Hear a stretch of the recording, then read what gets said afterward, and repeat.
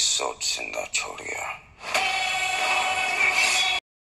Aurangzeb sweater किसके लिए बुनता था? मौत के आखिरी समय में वो किससे डरा हुआ था? जब उसकी मौत आई तो उसके साथ क्या हुआ था? मौत के अंतिम समय में क्यों कोई उसके पास नहीं था? सारी बातें जानेंगे इस वीडियो में। लाश पर खड़े होकर हमने ताज पहना था, उसे दोबारा 3 मार्च 1707 दक्षिण के अहमदनगर के किले में औरंगजेब अपनी बेटी जीनत के साथ अपने जीवन का लेखा जोखा कर रहा है। करवट लेने में भी असमर्थ औरंगजेब आज अपने आप को सबसे कमजोर महसूस कर रहा है। पहले जैसी ताकत अब उसके शरीर में बिल्कुल नहीं है। आलमगीर बनने का सपना अब निराशा में बदल चुका है। उम्र के अंतिम पड़ाव में वो अहमदनगर लौट चुका है। पूरे हिंदुस्तान में गूंजेगी। औरंगजेब इतना कमजोर हो चुका है कि अब दिल्ली भी नहीं जा सकता। बहुत मजबूर होकर वो अहमदनगर के किले में बीमार पड़ा हुआ है। उसका शरीर टूट चुका है।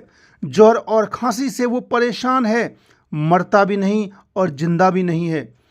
89 वर्ष में एकमात्र उसकी बेटी जीनत जेबुनिसा उसके सिरहाने बैठी हुई है। जब उस सांबा की चीखें पूरे हिंदुस्तान में गूंजेगी। औरंगजेब लगातार खांस रहा है। वो अपनी बेटी से कहता है, ये खांसी की आवाज़ नहीं, ये तो मौत की आवाज़ है, सल्तनत के उखड़ने की आवाज़ है। जेबू उसे ढाढ़स देती है लेकिन नाकामयाब रहती है। औरंगजेब को अपने जीवन में खुद से की गई दुर्दांत घटनाएं बार बार याद आ रही हैं। संभाजी को कैसे धोखे से मारा था, इस्लाम को फतेह करने के लिए कितना खून बहाया था, सब उसे याद आ रहा है। आज उसे लग रहा है कि जिस इस्लाम के वास्ते उसने इतना खून बहाया, वो इस्लाम आज उसे बचाने नहीं आ रहा। आज की रात वो बड़ा परेशान है। अपने सभी कुकृत्य उसे याद आ रहे हैं। अपने बाप शाहजहां को किले में कैद करना उसे याद आ रहा है। दारा, शुजा, मुराद का हक छीनना, सबको मौत के घाट उतारना, सब कुछ आज उसे बेचैन कर रहा है।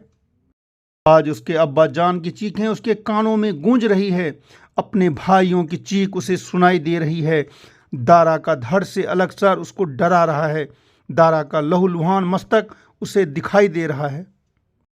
वो हकीम से ऐसी दवा चाहता है जिससे ये सब चीजें उसे नजर नहीं आए। औरंगजेब आज रो रो कर पछता रहा है कि वो किसी को भी अपना क्यों न बना सका। आज उसे अपने सारे अत्याचार याद आ रहे हैं। अपने भाई मुराद बख्श ने युद्ध के मैदान में उसकी जान बचाई थी, लेकिन बदले में मुराद को उसने क्या दिया? एक भयानक मौत। आज औरंगजेब मौत के आगे गिड़गिड़ा रहा है। आज उसे अपनी सारी राजशाही याद आ रही है। जजिया माफ करने की मांग करने आए हजारों हिंदुओं को हाथी तले रौंदवा दिया था। आज वही हाथी उसके छाती को चूर चूर कर रहे हैं। औरंगजेब फिर से खांसने लगता है। जीनत उसे दवा पिलाने लगती है, लेकिन औरंगजेब कहता है, अब दवा की नहीं, दुआ की जरूरत है। खत लिखने वाले को बुलाकर वो अपने बेटों को खत लिखवाता है।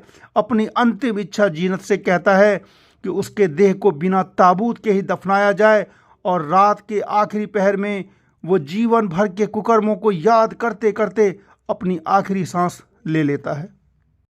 अपनी कब्र की जगह का भुगतान करने के लिए औरंगजेब पहले से ही टोपियां सिलता रहता है और टोपियां सिलकर 14 रुपये 12 आने जमा होते हैं, जो पैसे उसके दफन होने की जगह खरीद पाते हैं। दोस्तों, लाइक शेयर सब्सक्राइब जरूर करें। मिलते हैं फिर अगले वीडियो में।